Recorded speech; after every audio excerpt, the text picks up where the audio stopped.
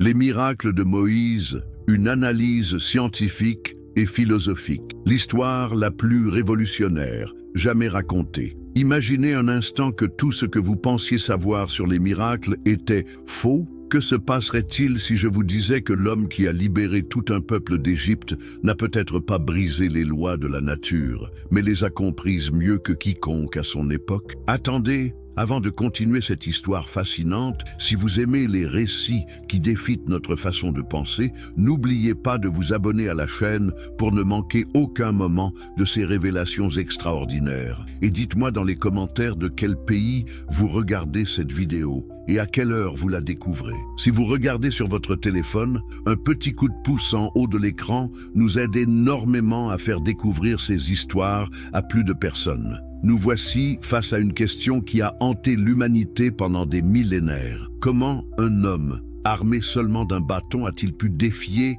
la plus grande puissance de son époque? Comment a-t-il transformé l'eau en sang, fait pleuvoir la grêle du ciel et ouvert les eaux de la mer en deux comme on ouvre un livre? Au XVIIe siècle, un homme a osé poser ces questions interdites. Baruch Spinoza, ce génie révolutionnaire, a proposé quelque chose de si radical que sa propre communauté l'a banni à vie. Il a dit « Et si les miracles n'étaient que des phénomènes naturels que nous ne comprenions pas encore ?» Cette idée était si dangereuse à l'époque qu'elle pouvait coûter la vie à celui qui l'exprimait. Mais aujourd'hui, avec les outils de la science moderne, nous pouvons enfin explorer cette hypothèse révolutionnaire. Préparez-vous à un voyage qui va transformer votre compréhension de l'histoire, de la foi et de la nature humaine elle-même. La révolution d'un homme, Baruch Spinoza, et la remise en question du divin. Qui était vraiment Baruch Spinoza? Pourquoi ces idées ont-elles provoqué un tel séisme dans le monde intellectuel du XVIIe siècle?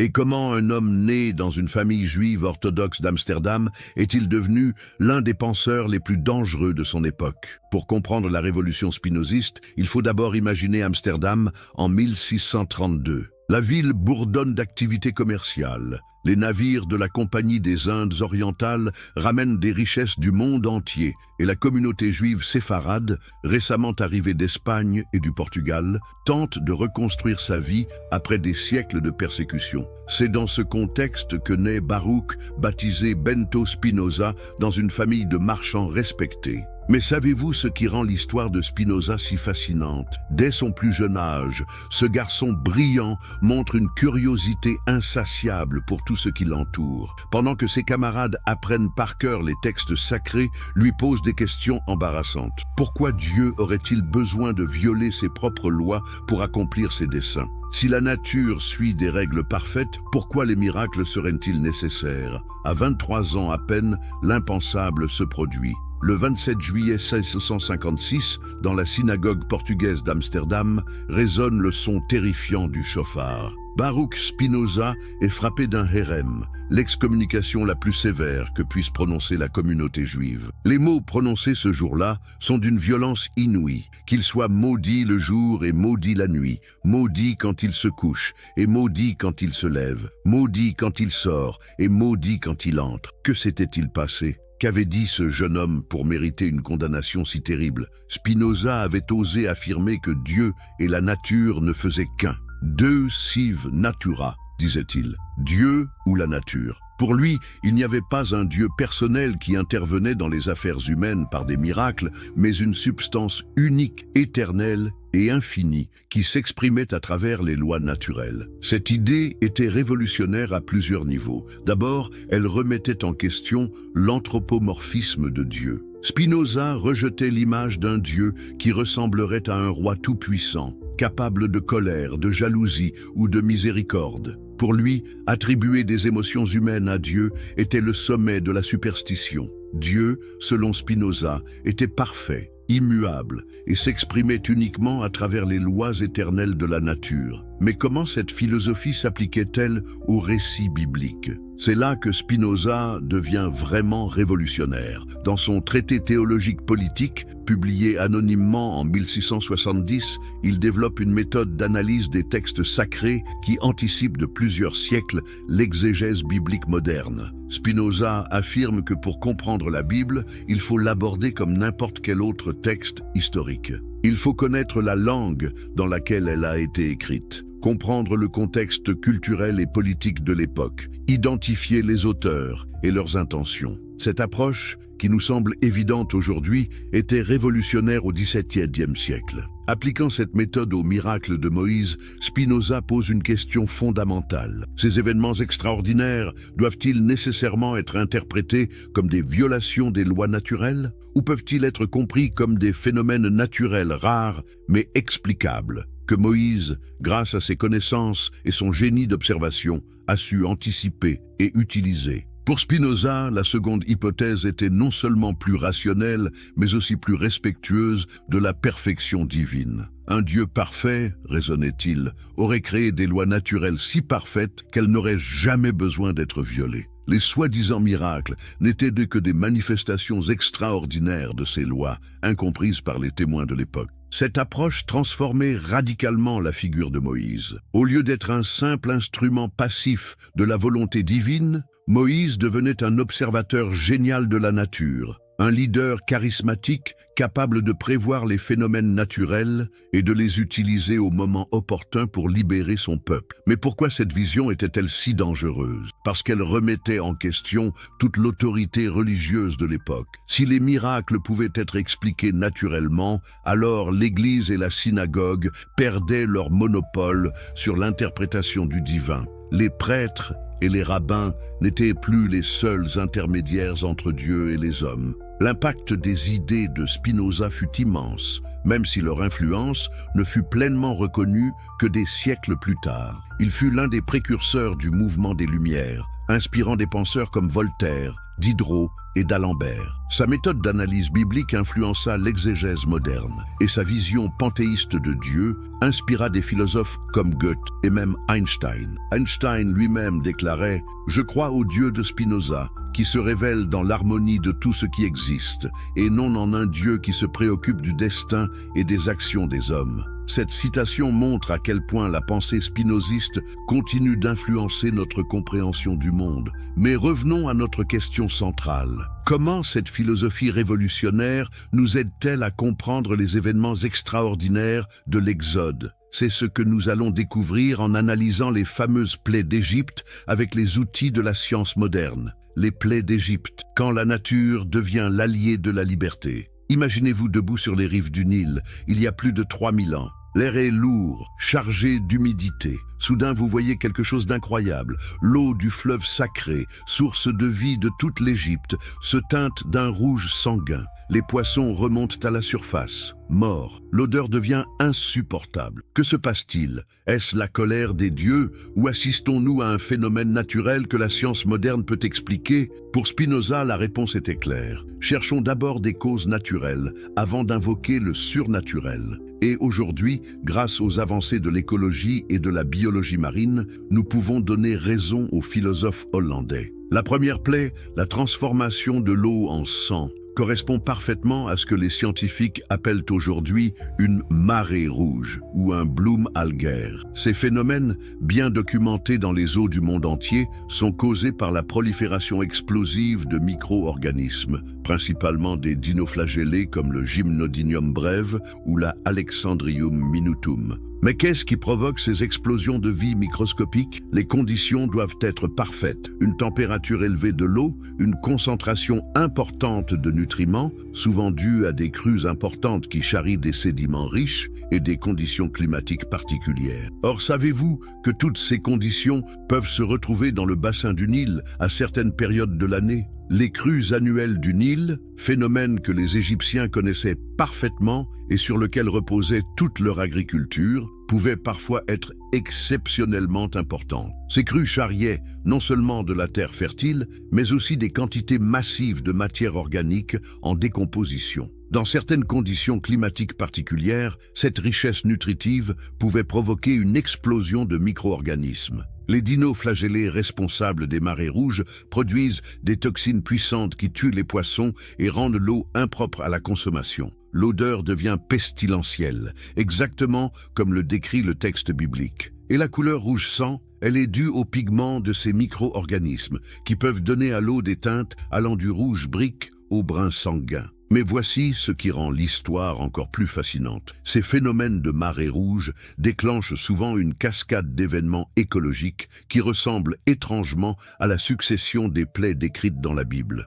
Pensez-y un instant. Que se passe-t-il quand l'eau du Nil devient toxique et que tous les poissons meurent? Les grenouilles qui vivent normalement dans l'eau sont contraintes de fuir massivement vers la terre ferme pour survivre. C'est exactement la deuxième plaie, l'invasion des grenouilles. Et que se passe-t-il ensuite avec l'eau polluée et les masses de poissons morts qui se décomposent? Les conditions deviennent idéales pour la prolifération des insectes. Les moustiques, les mouches et autres diptères trouvent dans cette matière organique en putréfaction un terreau parfait pour leur reproduction. Voilà les troisième et quatrième plaies, les moustiques et les mouches. Cette cascade écologique ne s'arrête pas là. L'explosion des populations d'insectes peut favoriser la transmission de maladies, affectant d'abord le bétail, cinquième plaie, puis les humains avec des ulcères et des furoncles, sixième plaie, symptômes caractéristiques de certaines infections transmises par les insectes. Mais qu'en est-il des plaies atmosphériques, la grêle, les sauterelles et les ténèbres? Là aussi,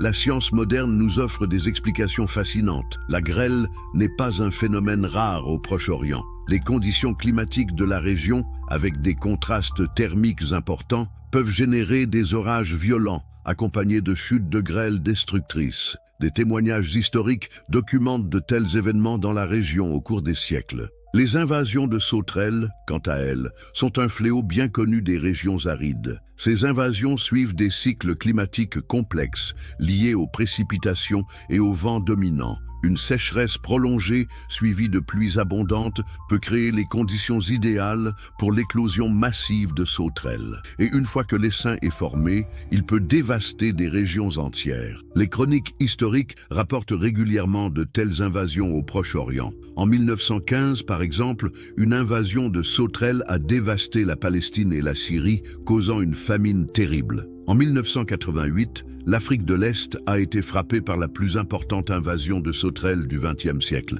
et les ténèbres qui recouvrent la Terre. Plusieurs phénomènes naturels peuvent expliquer cet événement. Il peut s'agir d'un éclipse solaire, phénomène que les anciens astronomes égyptiens savaient calculer et prédire, ou encore d'une tempête de sable particulièrement intense, comme en connaît régulièrement la région. Plus intrigante encore est l'hypothèse d'un phénomène volcanique. Des éruptions volcaniques majeures peuvent projeter dans l'atmosphère des quantités énormes de cendres qui obscurcissent le soleil sur de vastes régions. L'éruption du Santorin dans la mer Égée, qui eut lieu vers 1600 avant JC, pourrait avoir eu de tels effets sur l'Égypte. Mais voici le point le plus troublant de toute cette analyse, la dernière plaie, la mort des premiers-nés. Comment la science peut-elle expliquer un phénomène si sélectif et si terrible? Plusieurs hypothèses ont été avancées par des chercheurs. La plus convaincante fait appel à la toxicologie. Dans l'Égypte antique, les céréales étaient stockées dans des greniers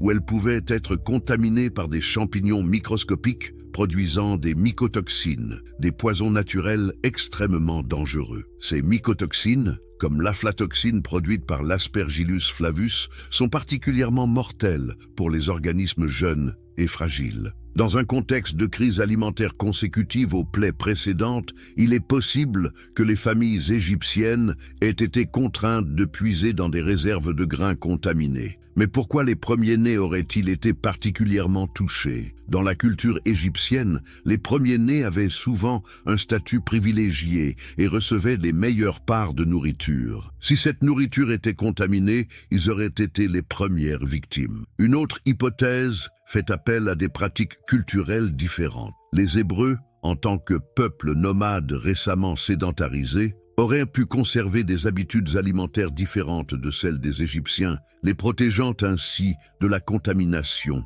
Cette analyse scientifique des plaies d'Égypte nous amène à une question fondamentale. Si tous ces événements peuvent être expliqués naturellement, quel était le génie de Moïse? Comment a-t-il pu orchestrer une libération si parfaitement synchronisée avec ces phénomènes naturels? C'est là que la figure de Moïse prend une dimension encore plus extraordinaire. Loin d'être un simple exécutant de volonté divine, il apparaît comme un observateur génial de la nature, capable d'anticiper et d'utiliser les cycles naturels pour accomplir son dessein libérateur. Mais notre voyage dans l'analyse scientifique de l'Exode ne fait que commencer, car après les plaies vient l'événement le plus spectaculaire de tous, la traversée de la mer Rouge. Comment la science moderne peut-elle expliquer ce prodige qui défie notre imagination? L'Exode, quand la science révèle le génie de la survie. Comment 600 000 personnes peuvent-elles disparaître du jour au lendemain du plus puissant empire de l'Antiquité?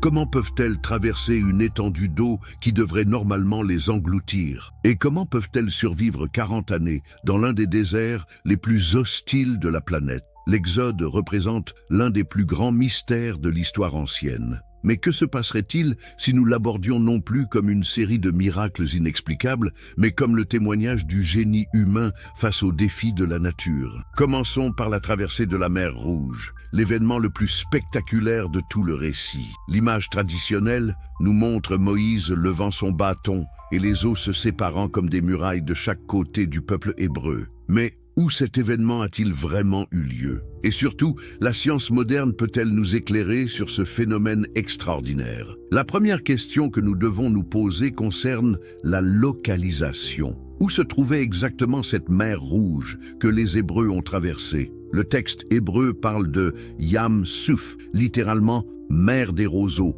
ou mer des joncs. Cette désignation est déjà révélatrice. Elle évoque plutôt une zone marécageuse ou un lac peu profond qu'une véritable mer. Les géographes et les archéologues ont proposé plusieurs localisations possibles. Certains situent l'événement dans la région des lacs amers, d'autres près du lac Menzaleh, dans le delta du Nil. D'autres encore le situent plus au sud, près du golfe de Suez. Chacune de ces localisations présente des caractéristiques géographiques et climatiques qui pourraient expliquer le phénomène décrit. Mais voici où l'histoire devient vraiment fascinante. En 2010, une équipe de chercheurs dirigée par Carl Drews du Centre national de recherche atmosphérique du Colorado a utilisé des modèles informatiques sophistiqués pour simuler l'effet des vents sur les masses d'eau de la région. Leurs résultats sont stupéfiants. Ils ont découvert qu'un vent du nord soufflant à une vitesse constante de 63 mph, environ 101 km/h,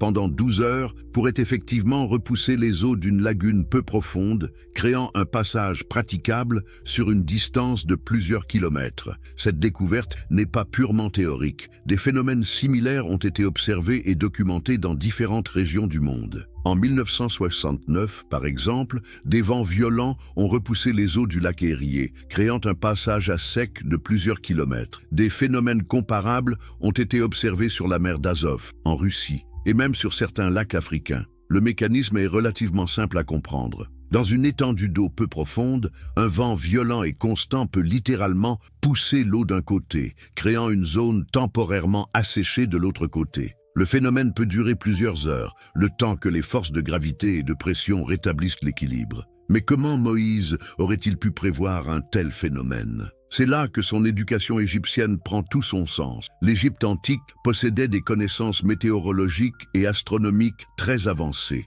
Les prêtres égyptiens observaient les cycles des vents, les mouvements des astres, les variations saisonnières du climat. Moïse, éduqué dans la cour de Pharaon, aurait eu accès à ces connaissances. Il aurait pu apprendre à reconnaître les signes annonciateurs de vents violents, à anticiper les variations climatiques saisonnières. Cette connaissance lui aurait permis de choisir le moment optimal pour la fuite, celui où les conditions naturelles créerait un passage temporaire. Le timing était crucial, trop tôt, et les vents ne seraient pas assez forts. Trop tard, et l'armée de Pharaon rattraperait les fuyards. Mais au moment exact où les conditions étaient réunies, Moïse a donné le signal du départ. Et que dire de la noyade de l'armée égyptienne? Si notre hypothèse est correcte, les chars de Pharaon, plus lourds et plus lents que les piétons hébreux, auraient été pris au piège quand les vents sont tombés et que les eaux sont revenues à leur niveau normal. Les conducteurs de chars, habitués au terrain ferme,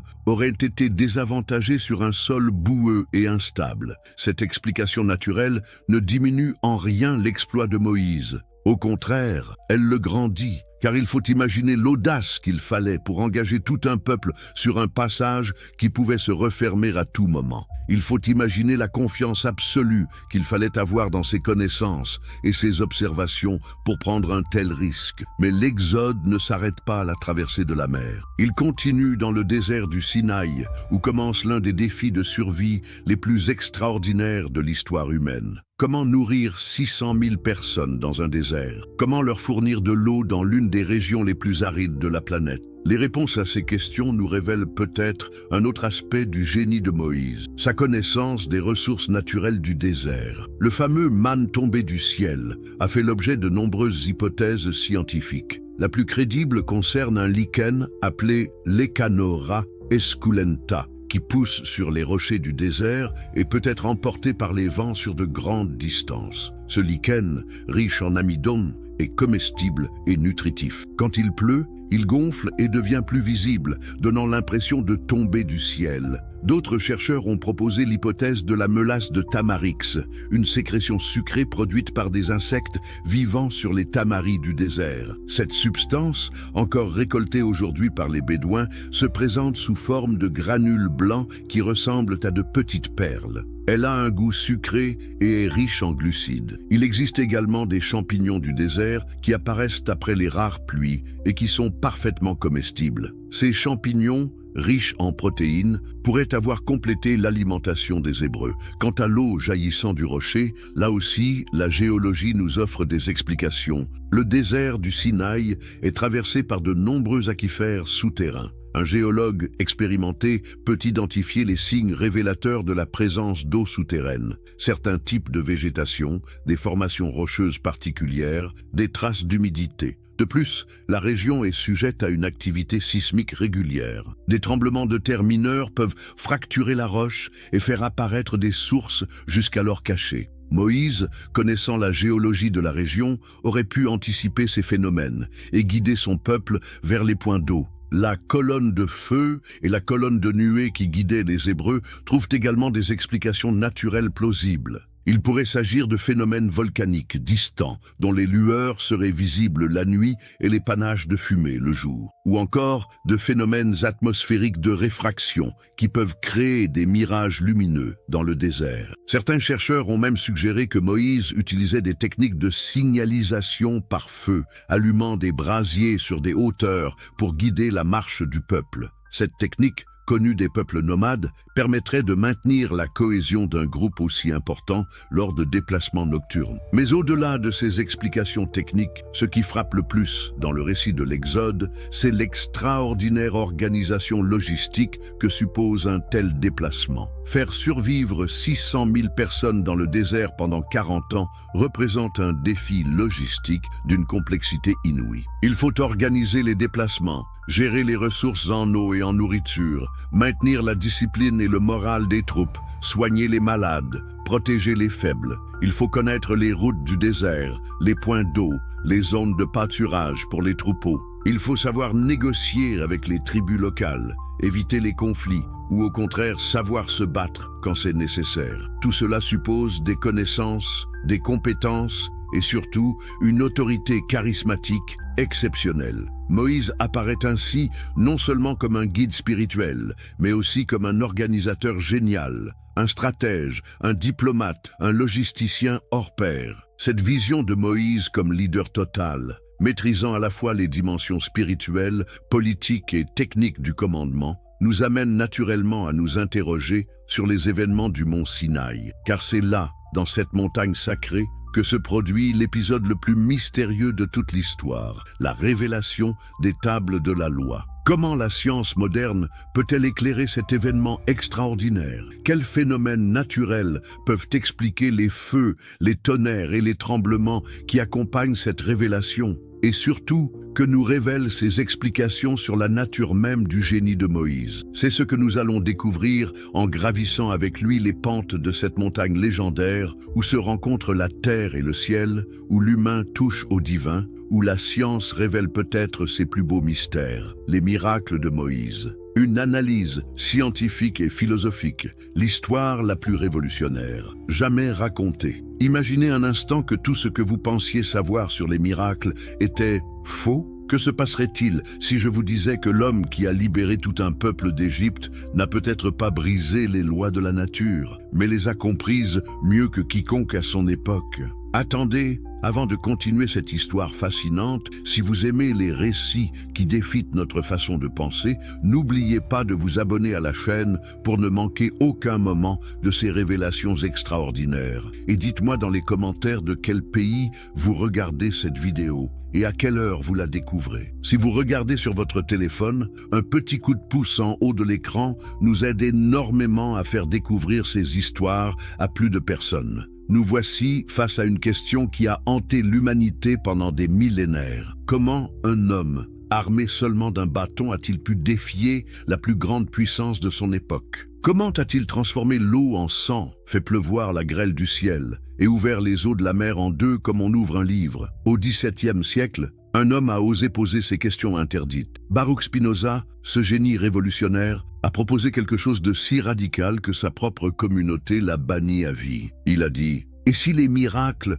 n'étaient que des phénomènes naturels que nous ne comprenions pas encore ?» Cette idée était si dangereuse à l'époque qu'elle pouvait coûter la vie à celui qui l'exprimait. Mais aujourd'hui, avec les outils de la science moderne, nous pouvons enfin explorer cette hypothèse révolutionnaire. Préparez-vous à un voyage qui va transformer votre compréhension de l'histoire, de la foi et de la nature humaine elle-même. La révolution d'un homme, Baruch Spinoza, et la remise en question du divin. Qui était vraiment Baruch Spinoza? Pourquoi ces idées ont-elles provoqué un tel séisme dans le monde intellectuel du XVIIe siècle? Et comment un homme né dans une famille juive orthodoxe d'Amsterdam est-il devenu l'un des penseurs les plus dangereux de son époque? Pour comprendre la révolution spinoziste, il faut d'abord imaginer Amsterdam en 1632. La ville bourdonne d'activités commerciales. Les navires de la Compagnie des Indes orientales ramènent des richesses du monde entier et la communauté juive séfarade, récemment arrivée d'Espagne et du Portugal, tente de reconstruire sa vie après des siècles de persécution. C'est dans ce contexte que naît Baruch, baptisé Bento Spinoza, dans une famille de marchands respectés. Mais savez-vous ce qui rend l'histoire de Spinoza si fascinante? Dès son plus jeune âge, ce garçon brillant montre une curiosité insatiable pour tout ce qui l'entoure. Pendant que ses camarades apprennent par cœur les textes sacrés, lui posent des questions embarrassantes. Pourquoi Dieu aurait-il besoin de violer ses propres lois pour accomplir ses desseins? Si la nature suit des règles parfaites, pourquoi les miracles seraient-ils nécessaires? À 23 ans à peine, l'impensable se produit. Le 27 juillet 1656, dans la synagogue portugaise d'Amsterdam, résonne le son terrifiant du chauffard. Baruch Spinoza est frappé d'un hérem, l'excommunication la plus sévère que puisse prononcer la communauté juive. Les mots prononcés ce jour-là sont d'une violence inouïe, qu'il soit maudit le jour et maudit la nuit, maudit quand il se couche et maudit quand il se lève, maudit quand il sort et maudit quand il entre. Que s'était-il passé? Qu'avait dit ce jeune homme pour mériter une condamnation si terrible? Spinoza avait osé affirmer que Dieu et la nature ne faisaient qu'un. Deux sive natura, disait-il. Dieu ou la nature. Pour lui, il n'y avait pas un Dieu personnel qui intervenait dans les affaires humaines par des miracles, mais une substance unique, éternelle et infinie qui s'exprimait à travers les lois naturelles. Cette idée était révolutionnaire à plusieurs niveaux. D'abord, elle remettait en question l'anthropomorphisme de Dieu. Spinoza rejetait l'image d'un Dieu qui ressemblerait à un roi tout-puissant, capable de colère, de jalousie ou de miséricorde. Pour lui, attribuer des émotions humaines à Dieu était le sommet de la superstition. Dieu, selon Spinoza, était parfait, immuable et s'exprimait uniquement à travers les lois éternelles de la nature. Mais comment cette philosophie s'appliquait-elle au récit biblique? C'est là que Spinoza devient vraiment révolutionnaire. Dans son traité théologique politique, publié anonymement en 1670, il développe une méthode d'analyse des textes sacrés qui anticipe de plusieurs siècles l'exégèse biblique moderne. Spinoza affirme que pour comprendre la Bible, il faut l'aborder comme n'importe quel autre texte historique. Il faut connaître la langue dans laquelle elle a été écrite, comprendre le contexte culturel et politique de l'époque, identifier les auteurs et leurs intentions. Cette approche, qui nous semble évidente aujourd'hui, était révolutionnaire au XVIIe siècle. Appliquant cette méthode au miracle de Moïse, Spinoza pose une question fondamentale. Ces événements extraordinaires doivent-ils nécessairement être interprétés comme des violations des lois naturelles? Ou peuvent-ils être compris comme des phénomènes naturels rares mais explicables, que Moïse, grâce à ses connaissances et son génie d'observation, a su anticiper et utiliser? Pour Spinoza, la seconde hypothèse était non seulement plus rationnelle, mais aussi plus respectueuse de la perfection divine. Un Dieu parfait, raisonnait-il, aurait créé des lois naturelles si parfaites qu'elles n'auraient jamais besoin d'être violées. Les soi-disant miracles n'étaient que des manifestations extraordinaires de ces lois, incomprises par les témoins de l'époque. Cette approche transformait radicalement la figure de Moïse. Au lieu d'être un simple instrument passif de la volonté divine, Moïse devenait un observateur génial de la nature, un leader charismatique capable de prévoir les phénomènes naturels et de les utiliser au moment opportun pour libérer son peuple. Mais pourquoi cette vision était-elle si dangereuse? Parce qu'elle remettait en question toute l'autorité religieuse de l'époque. Si les miracles pouvaient être expliqués naturellement, alors l'Église et la synagogue perdaient leur monopole sur l'interprétation du divin. Les prêtres et les rabbins n'étaient plus les seuls intermédiaires entre Dieu et les hommes. L'impact des idées de Spinoza fut immense, même si leur influence ne fut pleinement reconnue que des siècles plus tard. Il fut l'un des précurseurs du mouvement des Lumières, inspirant des penseurs comme Voltaire, Diderot et d'Alembert. Sa méthode d'analyse biblique influença l'exégèse moderne, et sa vision panthéiste de Dieu inspira des philosophes comme Goethe et même Einstein. Einstein lui-même déclarait « Je crois au Dieu de Spinoza, qui se révèle dans l'harmonie de tout ce qui existe, et non en un Dieu qui se préoccupe du destin et des actions des hommes. » Cette citation montre à quel point la pensée spinoziste continue d'influencer notre compréhension du monde. Mais revenons à notre question centrale. Comment cette philosophie révolutionnaire nous aide-t-elle à comprendre les événements extraordinaires de l'Exode? C'est ce que nous allons découvrir en analysant les fameuses plaies d'Égypte avec les outils de la science moderne. Les plaies d'Égypte, quand la nature devient l'allié de la liberté. Imaginez-vous debout sur les rives du Nil, il y a plus de 3000 ans. L'air est lourd, chargé d'humidité. Soudain, vous voyez quelque chose d'incroyable. L'eau du fleuve sacré, source de vie de toute l'Égypte, se teinte d'un rouge sanguin. Les poissons remontent à la surface. Morts, l'odeur devient insupportable. Que se passe-t-il? Est-ce la colère des dieux ou assistons-nous à un phénomène naturel que la science moderne peut expliquer? Pour Spinoza, la réponse était claire. Cherchons d'abord des causes naturelles avant d'invoquer le surnaturel. Et aujourd'hui, grâce aux avancées de l'écologie et de la biologie marine, nous pouvons donner raison aux philosophes hollandais. La première plaie, la transformation de l'eau en sang, correspond parfaitement à ce que les scientifiques appellent aujourd'hui une marée rouge ou un bloom algaire. Ces phénomènes, bien documentés dans les eaux du monde entier, sont causés par la prolifération explosive de micro-organismes, principalement des dinoflagellés comme le Gymnodinium brève ou la Alexandrium minutum. Mais qu'est-ce qui provoque ces explosions de vie microscopiques? Les conditions doivent être parfaites. Une température élevée de l'eau, une concentration importante de nutriments, souvent due à des crues importantes qui charrient des sédiments riches et des conditions climatiques particulières. Or, savez-vous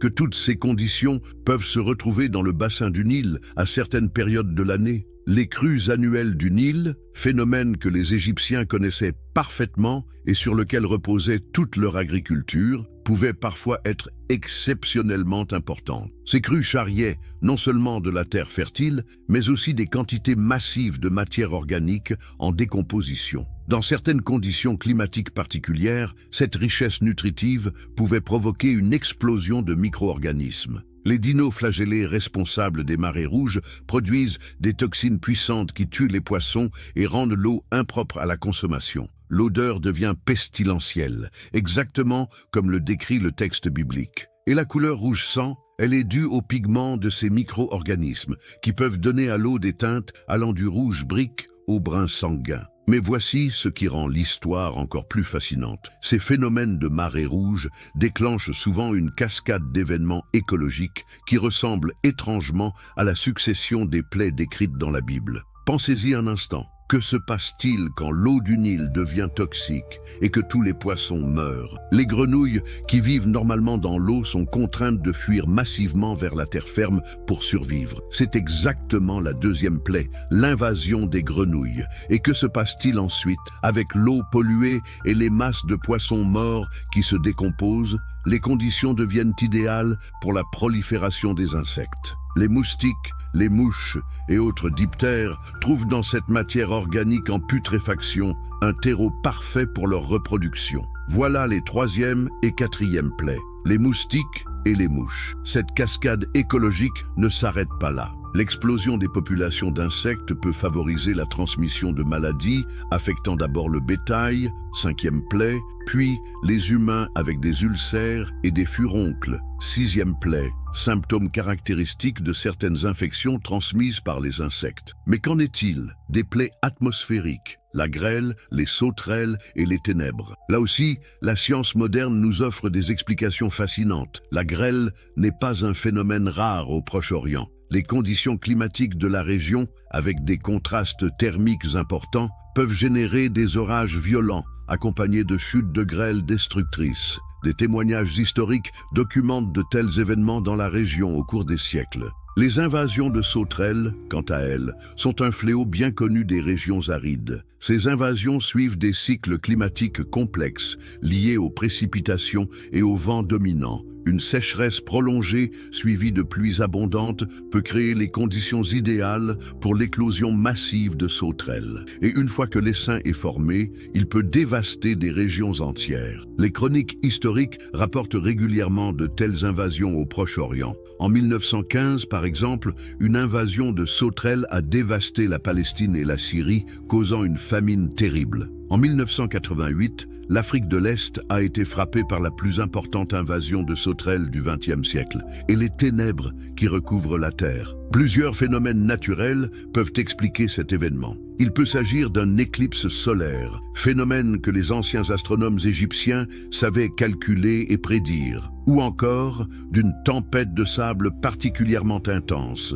comme en connaît régulièrement la région. Plus intrigante encore est l'hypothèse d'un phénomène volcanique. Des éruptions volcaniques majeures peuvent projeter dans l'atmosphère des quantités énormes de cendres qui obscurcissent le soleil sur de vastes régions. L'éruption du Santorin dans la mer Égée, qui eut lieu vers 1600 avant JC, pourrait avoir eu de tels effets sur l'Égypte. Mais voici le point le plus troublant de toute cette analyse, la dernière plaie, la mort des premiers-nés. Comment la science peut-elle expliquer un phénomène si sélectif et si terrible? Plusieurs hypothèses ont été avancées par des chercheurs. La plus convaincante fait appel à la toxicologie. Dans l'Égypte antique, les céréales étaient stockées dans des greniers où elles pouvaient être contaminées par des champignons microscopiques produisant des mycotoxines, des poisons naturels extrêmement dangereux. Ces mycotoxines, comme l'aflatoxine produite par l'Aspergillus flavus, sont particulièrement mortelles pour les organismes jeunes et fragiles. Dans un contexte de crise alimentaire consécutive aux plaies précédentes, il est possible que les familles égyptiennes aient été contraintes de puiser dans des réserves de grains contaminés. Mais pourquoi les premiers-nés auraient-ils été particulièrement touchés? Dans la culture égyptienne, les premiers-nés avaient souvent un statut privilégié et recevaient les meilleures parts de nourriture. Si cette nourriture était contaminée, ils auraient été les premières victimes. Une autre hypothèse fait appel à des pratiques culturelles différentes. Les Hébreux, en tant que peuple nomade récemment sédentarisé, auraient pu conserver des habitudes alimentaires différentes de celles des Égyptiens, les protégeant ainsi de la contamination. Cette analyse scientifique des plaies d'Égypte nous amène à une question fondamentale. Si tous ces événements peuvent être expliqués naturellement, quel était le génie de Moïse? Comment a-t-il pu orchestrer une libération si parfaitement synchronisée avec ces phénomènes naturels?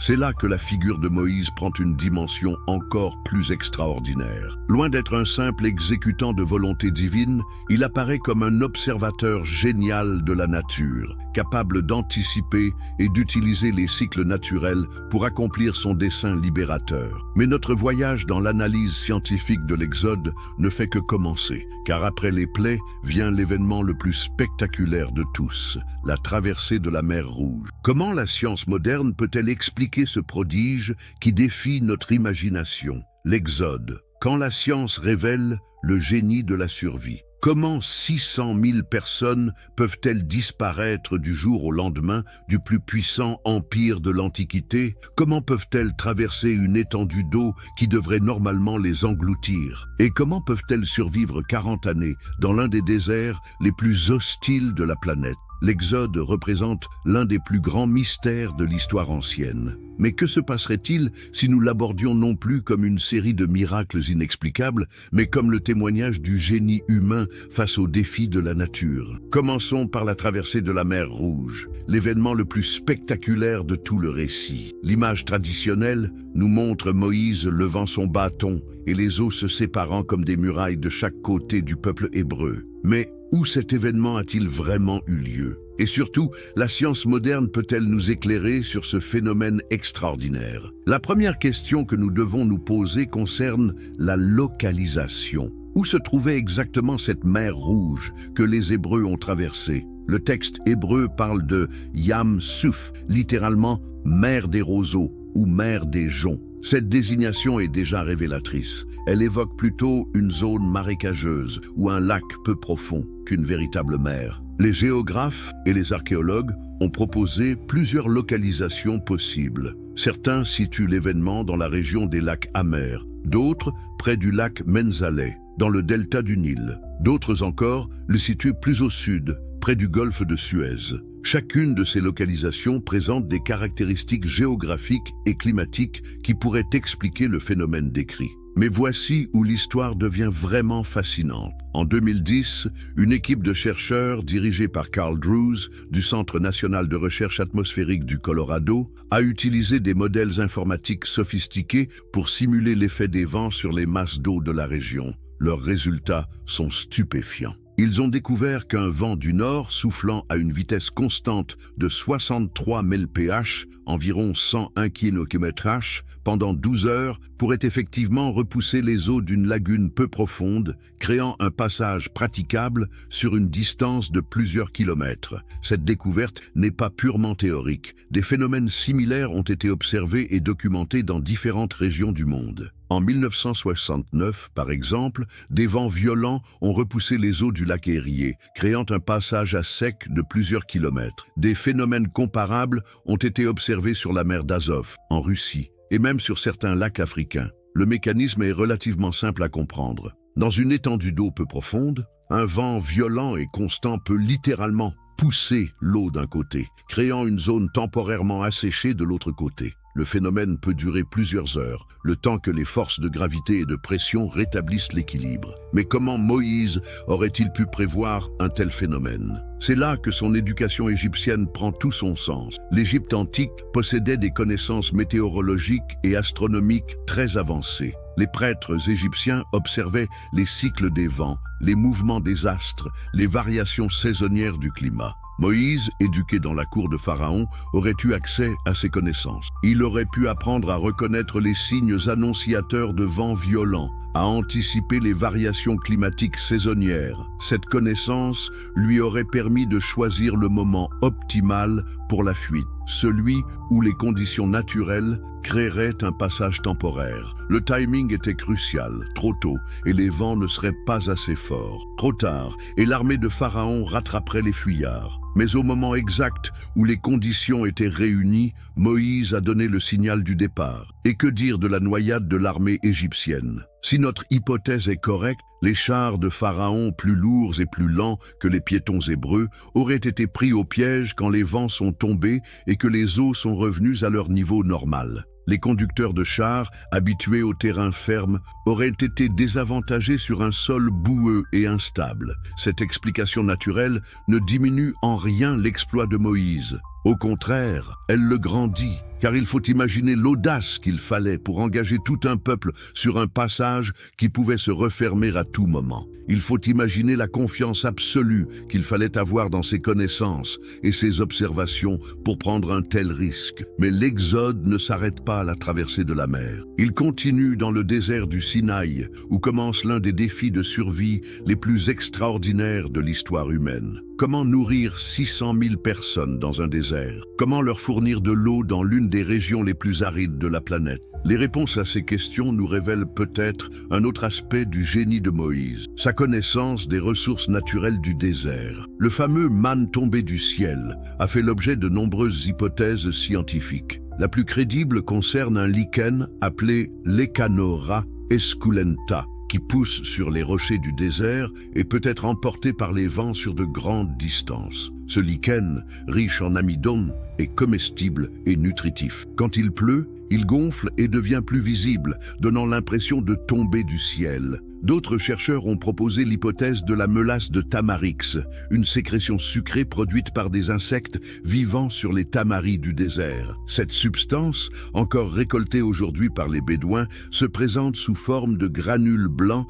qui ressemblent à de petites perles. Elle a un goût sucré et est riche en glucides. Il existe également des champignons du désert qui apparaissent après les rares pluies et qui sont parfaitement comestibles. Ces champignons, riches en protéines, pourraient avoir complété l'alimentation des Hébreux. Quant à l'eau jaillissant du rocher, là aussi, la géologie nous offre des explications. Le désert du Sinaï est traversé par de nombreux aquifères souterrains. Un géologue expérimenté peut identifier les signes révélateurs de la présence d'eau souterraine, certains types de végétation, des formations rocheuses particulières, des traces d'humidité. De plus, la région est sujette à une activité sismique régulière. Des tremblements de terre mineurs peuvent fracturer la roche et faire apparaître des sources jusqu'alors cachées. Moïse, connaissant la géologie de la région, aurait pu anticiper ces phénomènes et guider son peuple vers les points d'eau. La colonne de feu et la colonne de nuée qui guidaient les Hébreux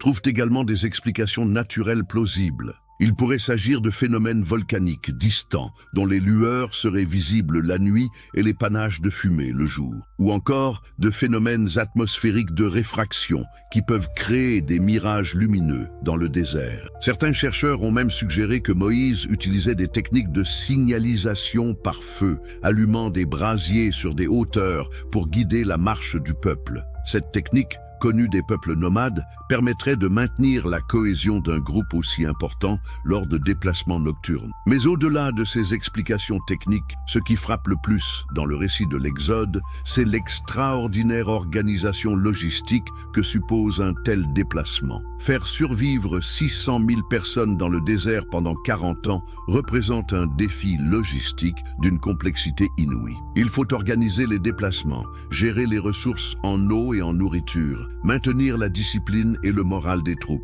soigner les malades, protéger les faibles. Il faut connaître les routes du désert, les points d'eau, les zones de pâturage pour les troupeaux. Il faut savoir négocier avec les tribus locales, éviter les conflits, ou au contraire savoir se battre quand c'est nécessaire. Tout cela suppose des connaissances, des compétences et surtout une autorité charismatique exceptionnelle. Moïse apparaît ainsi non seulement comme un guide spirituel, mais aussi comme un organisateur génial, un stratège, un diplomate, un logisticien hors pair. Cette vision de Moïse comme leader total, maîtrisant à la fois les dimensions spirituelles, politiques et techniques du commandement, nous amène naturellement à nous interroger sur les événements du mont Sinaï, car c'est là, dans cette montagne sacrée, que se produit l'épisode le plus mystérieux de toute l'histoire, la révélation des tables de la loi. Comment la science moderne peut-elle éclairer cet événement extraordinaire? Quels phénomènes naturels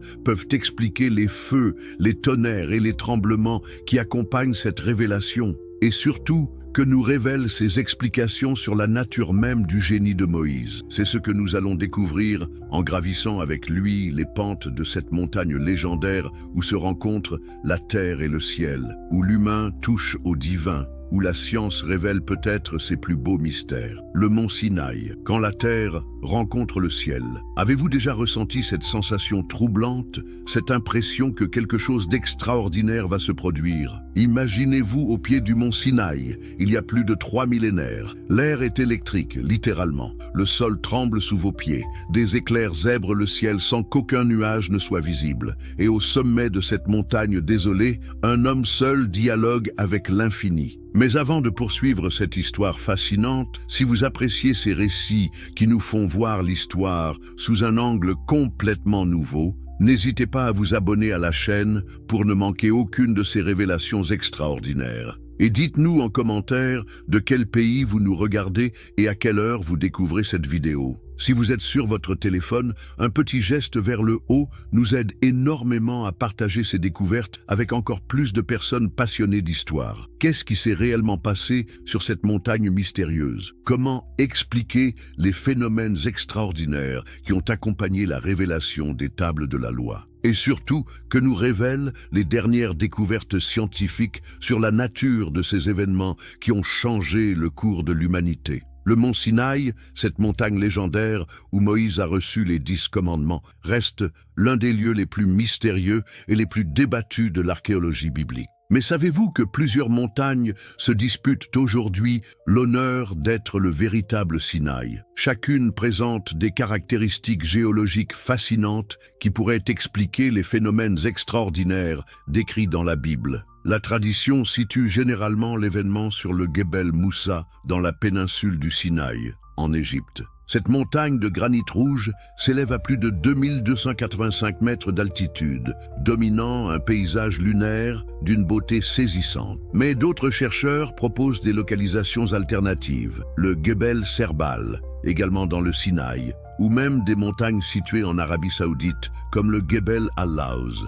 Chacune de ces hypothèses présente des arguments géologiques intrigants. Mais concentrons-nous sur ce que nous dit la science moderne, sur les phénomènes décrits dans le récit biblique. Car le texte sacré nous donne des détails précis et troublants. Le mont Sinaï était tout fumant, parce que l'Éternel y était descendu au milieu du feu. Cette fumée s'élevait comme la fumée d'une fournaise, et toute la montagne tremblait avec violence. Ces détails évoquent immédiatement une activité volcanique. Mais voici le paradoxe. Aucune des montagnes traditionnellement identifiées comme le mont Sinaï ne présente de traces d'activité volcanique récente. Comment résoudre cette énigme? La réponse pourrait venir de découvertes géologiques récentes qui révèlent une activité volcanique beaucoup plus importante que prévue dans la région au cours des derniers millénaires. Des études de terrain ont identifié des traces de coulées de lave et de projections volcaniques dans plusieurs zones de la péninsule du Sinaï et de l'Arabie occidentale.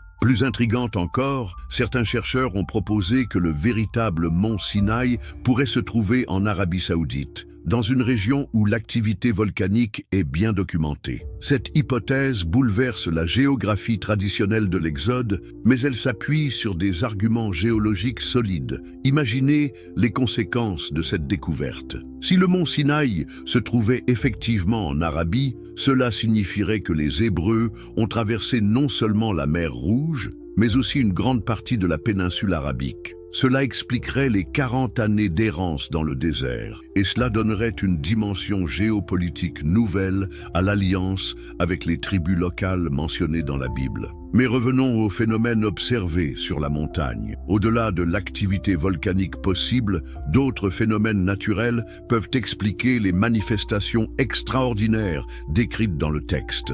Les montagnes élevées sont des lieux privilégiés pour l'observation de phénomènes électriques atmosphériques. L'altitude, la sécheresse de l'air, la composition minérale des roches peuvent créer des conditions favorables à l'accumulation de charges électriques statiques. Des éclairs peuvent jaillir du sol vers le ciel, créant des spectacles lumineux saisissants. Ces phénomènes électriques peuvent s'accompagner de sons extraordinaires, crépitements, sifflements, grondements sourds. Dans l'acoustique particulière d'un cirque montagneux, ces sons peuvent être amplifiés et déformés, créant des échos mystérieux qui semblent venir du ciel lui-même. Mais qu'en est-il de la voix que Moïse a entendue sur la montagne? Comment expliquer ce dialogue extraordinaire entre l'homme et le divin? La science moderne nous révèle des phénomènes acoustiques fascinants qui pourrait éclairer ce mystère. Certaines formations rocheuses présentent des propriétés de résonance extraordinaires. Des grottes, des anfractuosités,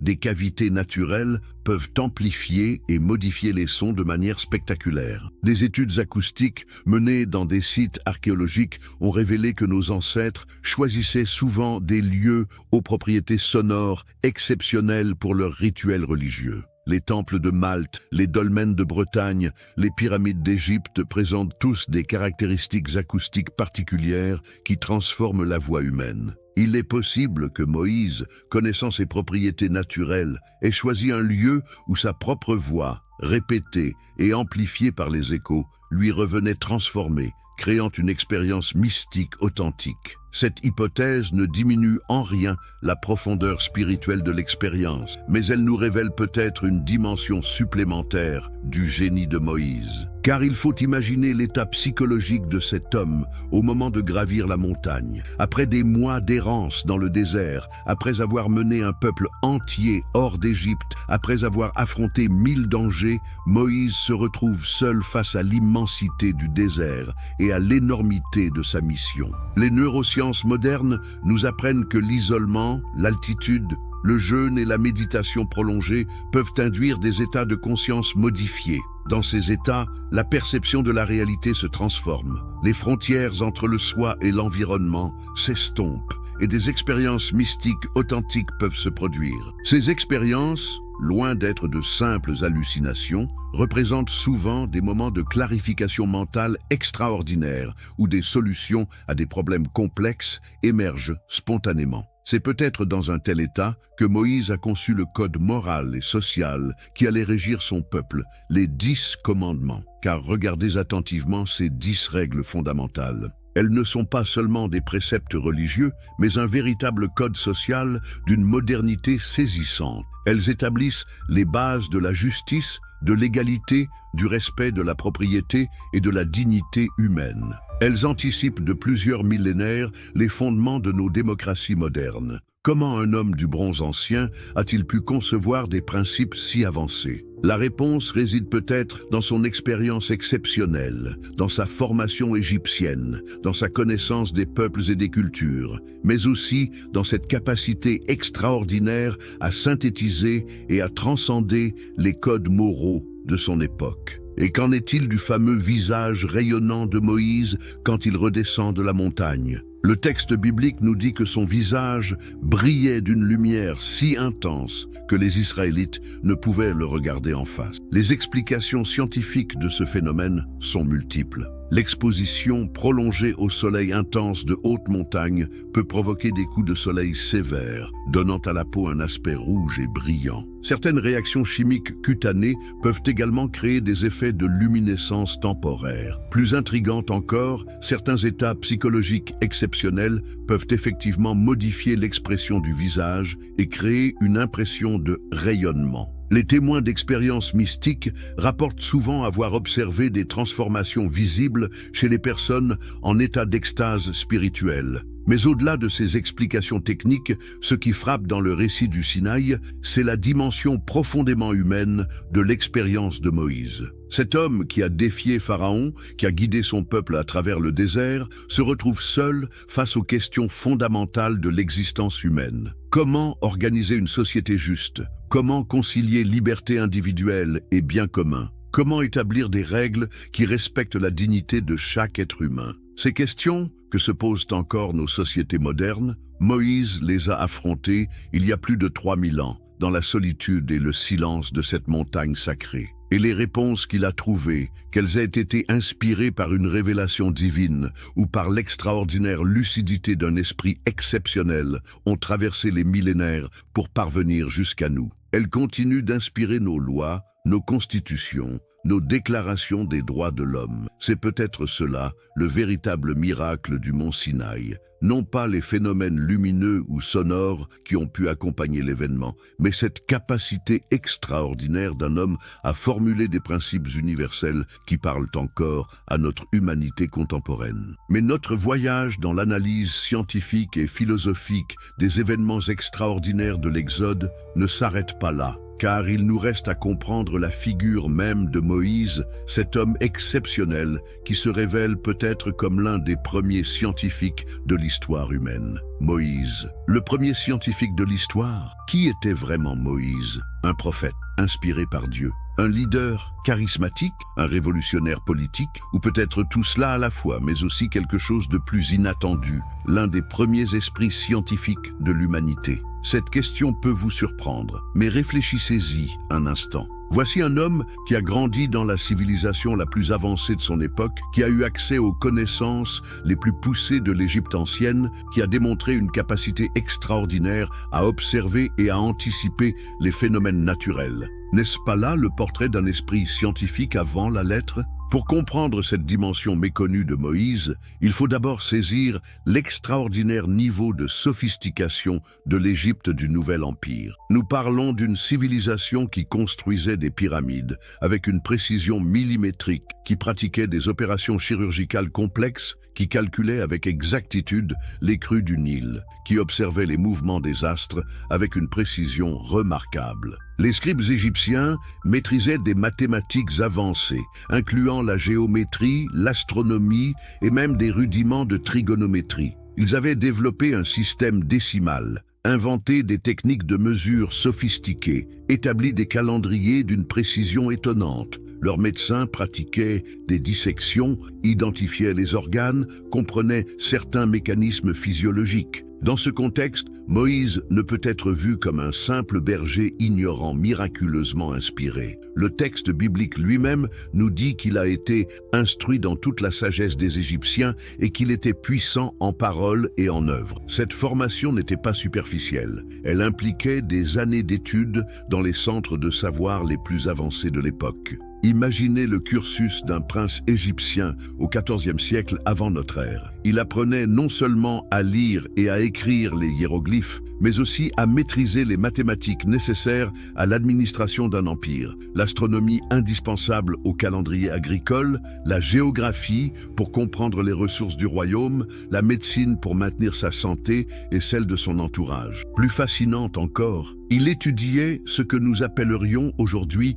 les sciences naturelles, l'observation des phénomènes météorologiques, la compréhension des cycles biologiques, la connaissance des propriétés des minéraux et des plantes. Tout cela dans une perspective pratique, orientée vers l'efficacité administrative et militaire. Cette formation explique beaucoup de choses sur les exploits attribués à Moïse, sa capacité à anticiper les phénomènes naturels, son habileté à trouver de l'eau dans le désert, sa connaissance des ressources alimentaires disponibles dans des environnements hostiles. Tout cela s'inscrit dans une logique de compétences techniques plutôt que de miracles surnaturels. Mais allons plus loin dans cette analyse, car ce qui distingue vraiment un esprit scientifique, ce n'est pas seulement l'accumulation de connaissances, mais la capacité à les organiser en systèmes cohérents, à en déduire des principes généraux, à les appliquer de manière innovante à des situations nouvelles. Et c'est exactement ce que fait Moïse tout au long de l'Exode. Observez sa méthode. Il analyse les situations, identifie les patterns, anticipe les évolutions, planifie les actions en conséquence. Il ne se contente pas de réagir aux événements, il les devance, il les utilise, il les transforme en opportunités. Prenons l'exemple de la traversée de la mer Rouge. Un leader ordinaire aurait attendu que le danger passe ou aurait tenté une fuite désordonnée. Moïse, lui, semble avoir calculé le moment exact où les conditions météorologiques créeraient un passage praticable. Cette anticipation suppose une observation minutieuse des phénomènes naturels, une compréhension des mécanismes en jeu, une capacité à prévoir leurs évolutions. De même, sa gestion des ressources dans le désert révèle une connaissance approfondie de l'écologie des zones arides. Il sait où chercher l'eau. Il identifie les plantes comestibles. Il comprend les cycles de reproduction des espèces animales. Cette expertise ne s'improvise pas. Elle résulte d'années d'observation et d'expérimentation. Plus révélateur encore est son approche de la législation. Les lois qu'il promulgue ne sont pas de simples interdits moraux, mais un véritable système juridique qui anticipe les conflits, organise la société, prévoit les sanctions. Cette vision systémique suppose une analyse sociologique d'une sophistication remarquable. Regardez attentivement les lois alimentaires qu'il établit, par exemple. L'interdiction de consommer certains animaux, les règles de préparation de la nourriture, les prescriptions d'hygiène, tout cela correspond à des principes de santé publique d'une modernité saisissante. Ces règles, présentées comme des commandements divins, révèlent en réalité une compréhension empirique des risques sanitaires et des moyens de les prévenir. De même, les règles sociales qu'il institue témoignent d'une analyse fine des dynamiques humaines, l'organisation en tribus, la hiérarchie des responsabilités, les mécanismes de résolution des conflits, tout cela révèle une pensée politique d'une grande maturité. Mais ce qui rend Moïse véritablement exceptionnel, c'est sa capacité à combiner cette approche rationnelle avec un charisme extraordinaire. Car il ne suffit pas d'avoir des connaissances pour convaincre un peuple de vous suivre dans le désert. Il faut savoir communiquer, inspirer, mobiliser, et c'est là que le génie de Moïse se révèle pleinement. Il sait que pour entraîner les masses, il ne suffit pas d'expliquer, il faut émouvoir. Il présente ses observations scientifiques sous forme de révélations divines, ses analyses sociologiques sous forme de commandements sacrés. Cette traduction du rationnel en spirituel n'est pas de la manipulation, c'est de la pédagogie adaptée à son époque. Pensez-y. Comment expliquer les phénomènes naturels complexes à une population largement illettrée, habituée à penser en termes mythologiques? Comment faire accepter des règles sociales contraignantes sans référence à une autorité supérieure? Moïse trouve la solution en articulant science et spiritualité, raison et foi. Cette approche fait de lui un précurseur extraordinaire, car il anticipe de plusieurs millénaires la démarche des grands pédagogues de l'histoire, qui ont tous compris qu'il ne suffit pas de détenir la vérité pour la transmettre. Il faut savoir l'adapter à son public, la rendre accessible, la rendre désirable. Mais Moïse va plus loin encore. Il ne se contente pas de transmettre des connaissances, il forme des disciples. Et il établit une caste de lévites chargés de maintenir et de transmettre les traditions. Il organise un système éducatif qui survivra des millénaires. Il crée en somme la première université de l'histoire humaine. Cette dimension institutionnelle de son œuvre révèle une vision à long terme d'une lucidité exceptionnelle. Moïse comprend que les connaissances ne survivent que si elles sont organisées, structurées, transmises. Il anticipe les défis de la préservation du savoir et met en place les mécanismes nécessaires à sa perpétuation. Et les résultats sont là. 3 millénaires plus tard, les principes qu'il a formulés continuent d'inspirer nos sociétés. Les lois qu'il a promulguées servent encore de référence à nos législateurs. Les institutions qu'il a créées ont influencé l'organisation de toutes les religions monothéistes. Cette pérennité extraordinaire ne peut être le fruit du hasard. Elle témoigne de la profondeur et de la justesse de son analyse de la condition humaine. Moïse a su identifier les invariants anthropologiques, les besoins universels, les aspirations fondamentales qui traversent les époques et les cultures. C'est peut-être cela, finalement, qui définit le mieux le génie de Moïse. Cette capacité extraordinaire à articuler l'observation rigoureuse du réel et la compréhension intuitive de l'humain. Scientifique par la méthode, humaniste par la finalité, pédagogue par la mise en œuvre, cette figure complexe et fascinante nous amène naturellement à notre conclusion. Car à travers l'analyse des miracles de Moïse, c'est toute notre compréhension de l'histoire, de la science et de la spiritualité qui se trouve questionnée, la révélation finale. Quand science et foi se rencontrent, nous voici arrivés au terme de notre voyage extraordinaire à travers les mystères de l'Exode. Nous avons exploré les phénomènes naturels qui peuvent expliquer les plaies d'Égypte, analysé les conditions météorologiques de la traversée de la mer Rouge, étudié les ressources du désert qui ont permis la survie du peuple hébreu, examiné les phénomènes géologiques du mont Sinaï. Nous avons découvert en Moïse non seulement un leader charismatique, mais peut-être l'un des premiers esprits scientifiques de l'humanité. Mais que signifient toutes ces découvertes ? Que nous révèlent-elles sur la nature même de l'extraordinaire? Et surtout, comment concilier cette approche rationnelle avec la dimension spirituelle de ces événements qui ont marqué à jamais l'histoire de l'humanité? La première leçon de notre exploration, c'est que l'explication scientifique d'un phénomène ne diminue en rien son caractère extraordinaire. Au contraire, elle peut le magnifier. Car qu'y a-t-il de plus merveilleux qu'un univers où les lois naturelles sont si parfaitement orchestrées qu'elles peuvent créer des coïncidences extraordinaires au moment exact où l'histoire en a besoin? Pensez à la synchronisation parfaite des événements de l'Exode, les plaies qui frappent l'Égypte au moment où l'oppression devient insupportable, les vents qui ouvrent un passage dans la mer au moment précis où le peuple hébreu en a besoin pour fuir, les ressources qui se révèlent dans le désert au moment où la survie l'exige. Cette orchestration temporelle défie les probabilités et révèle peut-être une logique plus profonde que celle du simple hasard. C'est exactement ce qu'avait compris Spinoza il y a plus de 3 siècles. Pour lui, il n'y avait pas opposition entre les lois naturelles et la providence divine, mais identité. Dieu s'exprimait précisément à travers ces lois si parfaites qu'elles n'avaient jamais besoin d'être violées. Le miracle n'était pas la suspension du naturel, mais sa perfection même. Cette vision révolutionnaire réconcilie science et spiritualité en les situant sur des plans complémentaires plutôt qu'opposés. La science nous explique le comment des phénomènes. La spiritualité nous interroge sur leur pourquoi et leur sens. Les deux approches s'enrichissent mutuellement au lieu de se combattre. Mais notre exploration révèle aussi quelque chose de plus profond sur la nature du génie humain. Car même si tous les phénomènes de l'Exode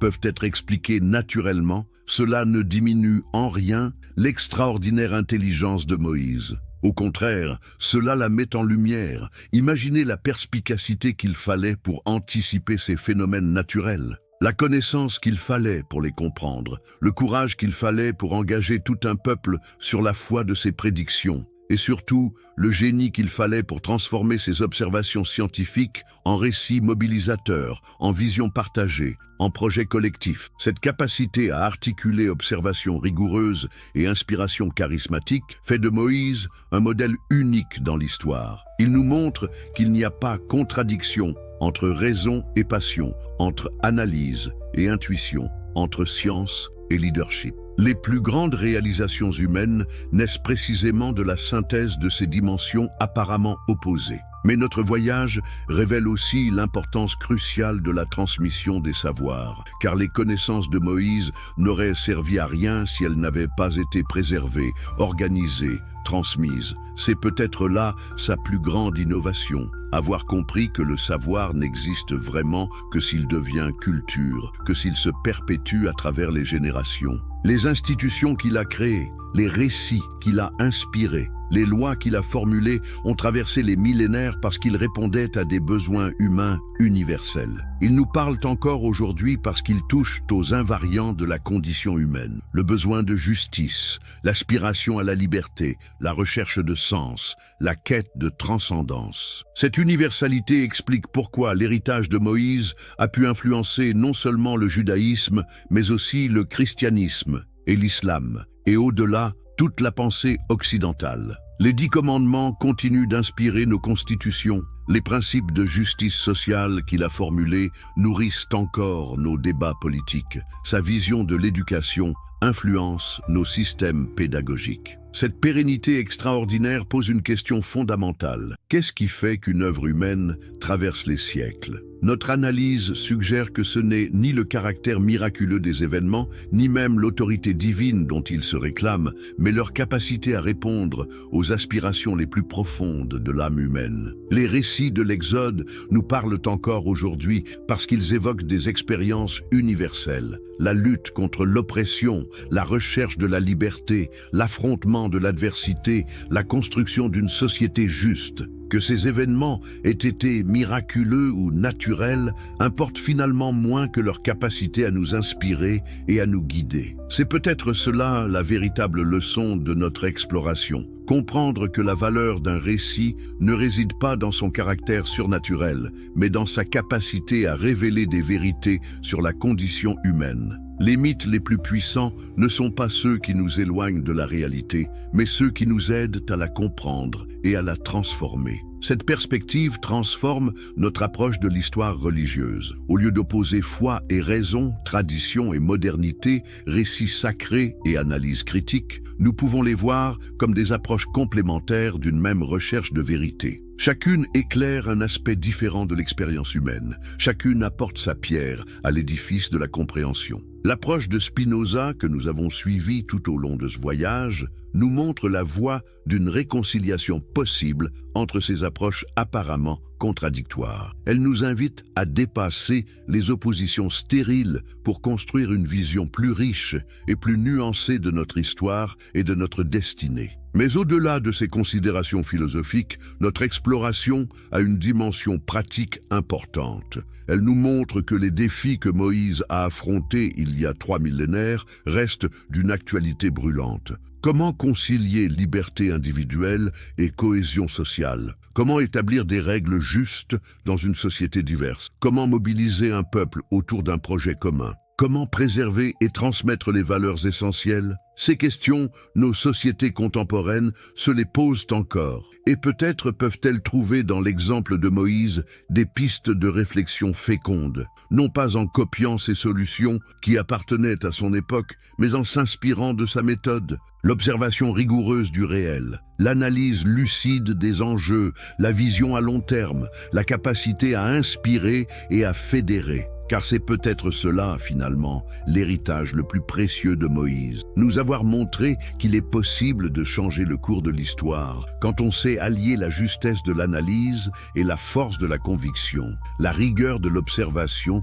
et la puissance de l'inspiration. Cette leçon résonne avec une force particulière à notre époque, où nous faisons face à des défis planétaires qui exigent à la fois une compréhension scientifique rigoureuse et une mobilisation humaine sans précédent. Le réchauffement climatique, les inégalités sociales, les migrations de population, la préservation de la biodiversité, tous ces enjeux demandent des leaders capables d'articuler expertise technique et vision mobilisatrice. En ce sens, Moïse reste un modèle d'actualité. Il nous rappelle que les plus grandes transformations naissent de la rencontre entre connaissance et courage, entre lucidité et espérance. Il nous montre que l'impossible devient possible quand on sait observer le réel avec précision et le transformer avec audace. Voilà peut-être la véritable révélation de notre voyage. Comprendre que nous portons tous en nous quelque chose de ce génie de Moïse, cette capacité à observer,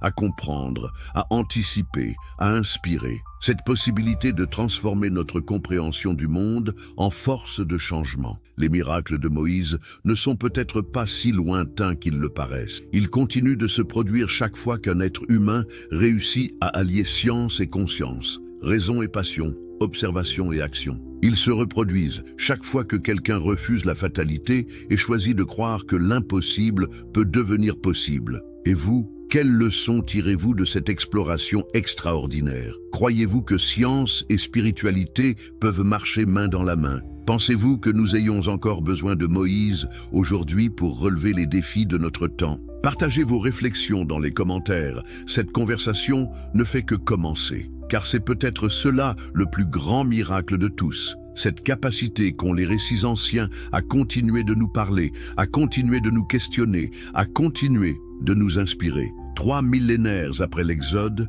nous continuons de chercher notre terre promise. Et peut-être la trouverons-nous en apprenant, comme Moïse, à voir dans les lois de la nature non pas des contraintes, mais des posses. Sont si parfaitement orchestrées qu'elles peuvent créer des coïncidences extraordinaires au moment exact où l'histoire en a besoin. Pensez à la synchronisation parfaite des événements de l'Exode, les plaies qui frappent l'Égypte au moment où l'oppression devient insupportable, les vents qui ouvrent un passage dans la mer au moment précis où le peuple hébreu en a besoin pour fuir, les ressources qui se révèlent dans le désert au moment où la survie l'exige. Cette orchestration temporelle défie les probabilités et révèle peut-être une logique plus profonde que celle du simple hasard. C'est exactement ce qu'avait compris Spinoza il y a plus de 3 siècles. Pour lui, il n'y avait pas opposition entre les lois naturelles et la providence divine, mais identité. Dieu s'exprimait précisément à travers ces lois si parfaites qu'elles n'avaient jamais besoin d'être violées. Le miracle n'était pas la suspension du naturel, mais sa perfection même. Cette vision révolutionnaire réconcilie science et spiritualité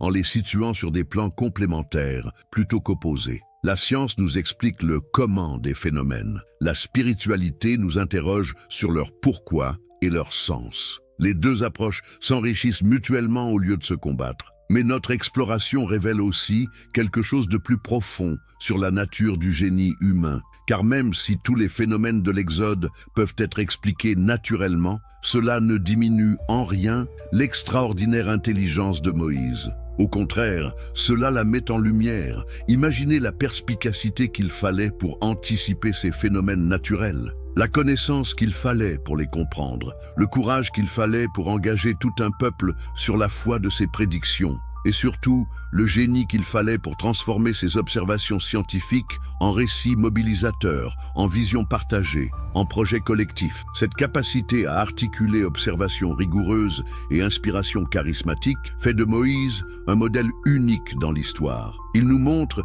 qu'il n'y a pas contradiction entre raison et passion, entre analyse et intuition, entre science et leadership. Les plus grandes réalisations humaines naissent précisément de la synthèse de ces dimensions apparemment opposées. Mais notre voyage révèle aussi l'importance cruciale de la transmission des savoirs, car les connaissances de Moïse n'auraient servi à rien si elles n'avaient pas été préservées, organisées, transmises. C'est peut-être là sa plus grande innovation. Avoir compris que le savoir n'existe vraiment que s'il devient culture, que s'il se perpétue à travers les générations. Les institutions qu'il a créées, les récits qu'il a inspirés, les lois qu'il a formulées ont traversé les millénaires parce qu'ils répondaient à des besoins humains universels. Ils nous parlent encore aujourd'hui parce qu'ils touchent aux invariants de la condition humaine. Le besoin de justice, l'aspiration à la liberté, la recherche de sens, la quête de transcendance. Cette universalité explique pourquoi l'héritage de Moïse a pu influencer non seulement le judaïsme, mais aussi le christianisme et l'islam, et au-delà, toute la pensée occidentale. Les 10 commandements continuent d'inspirer nos constitutions. Les principes de justice sociale qu'il a formulés nourrissent encore nos débats politiques. Sa vision de l'éducation influence nos systèmes pédagogiques. Cette pérennité extraordinaire pose une question fondamentale. Qu'est-ce qui fait qu'une œuvre humaine traverse les siècles ? Notre analyse suggère que ce n'est ni le caractère miraculeux des événements, ni même l'autorité divine dont ils se réclament, mais leur capacité à répondre aux aspirations les plus profondes de l'âme humaine. Les récits de l'Exode nous parlent encore aujourd'hui parce qu'ils évoquent des expériences universelles. La lutte contre l'oppression, la recherche de la liberté, l'affrontement de l'adversité, la construction d'une société juste. Que ces événements aient été miraculeux ou naturels importe finalement moins que leur capacité à nous inspirer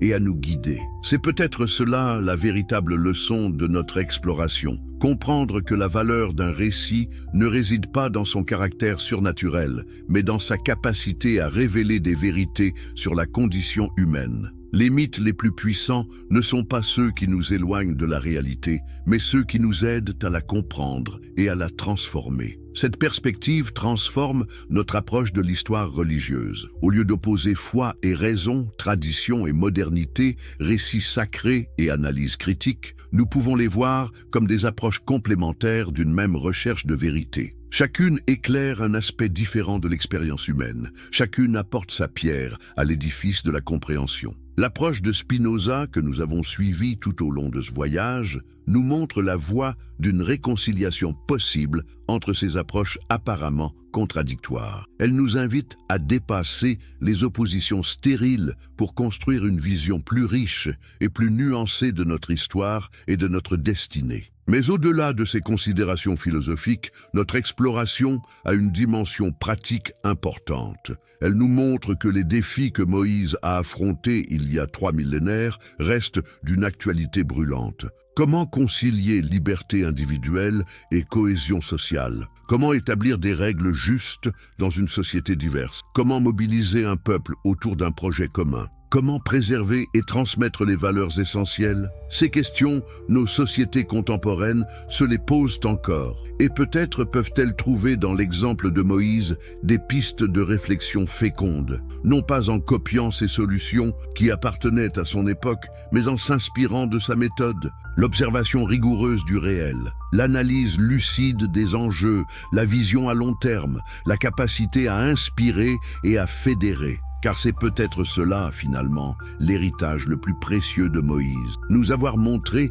qu'il est possible de changer le cours de l'histoire quand on sait allier la justesse de l'analyse et la force de la conviction, la rigueur de l'observation et la puissance de l'inspiration. Cette leçon résonne avec une force particulière à notre époque, où nous faisons face à des défis planétaires qui exigent à la fois une compréhension scientifique rigoureuse et une mobilisation humaine sans précédent. Le réchauffement climatique, les inégalités sociales, les migrations de population, la préservation de la biodiversité, tous ces enjeux demandent des leaders capables d'articuler expertise technique et vision mobilisatrice. En ce sens, Moïse reste un modèle d'actualité. Il nous rappelle que les plus grandes transformations naissent de la rencontre entre connaissance et courage, entre lucidité et espérance. Il nous montre que l'impossible devient possible quand on sait observer le réel avec précision et le transformer avec audace.